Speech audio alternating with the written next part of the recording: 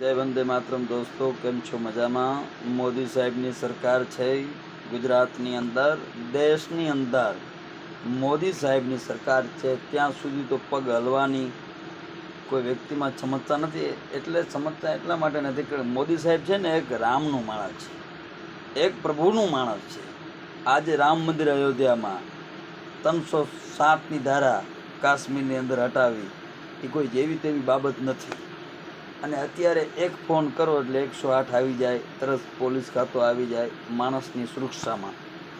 એવા રોડ, એવા રસ્તા, ભલે આપણા ઉપર ટેક્સ છે એ તો આપણે સમજી છીએ, કારણ કે સુખી થવું હોય તો થોડુંક તપ ભોગવવું પડે.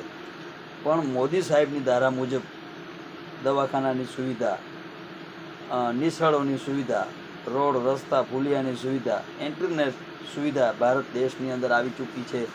ત્યારે હોય સારો માણસ હોય, અહીંયા બગાડે થોડુંક હોય એટલે એવું કંઈ ન માની લેવું કે ખરાબ વ્યક્તિ છે. મોદી સાહેબ છે એક રામનું રૂપ છે.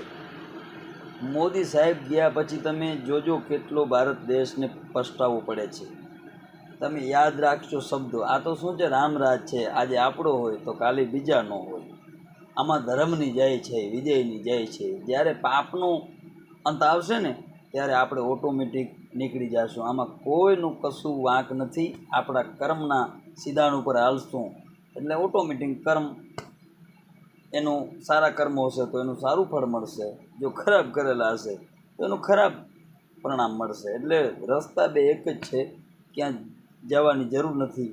આપણે સારું કરશું તો ભગવાન આપણું સારું જ કરવાનું છે, જો આપણે ખરાબ કરશું તો ભગવાન ખરાબ જ કરવાનું છે. આમાં બે રસ્તા જ બે જ છે. આમાં બીજું મગજ મારવાની જરૂરત નથી. પણ શાંતિથી મા ભગવતીની કૃપાથી, ધરતી માની કૃપાથી, આકાશ દેવના કયાથી આ બધું સૃષ્ટિ હાલી રહી છે. ચંદ્ર ટાણે ઉગે છે, ટાણે હાથમે છે, સૂર્ય ઉગે છે, આ પૃથ્વી પાણી આપે છે, હવા મળે છે. અને મોદી સાહેબ જેવા દેશની અંદર વડાપ્રધાન છે તો આપણા માટે સારું છે.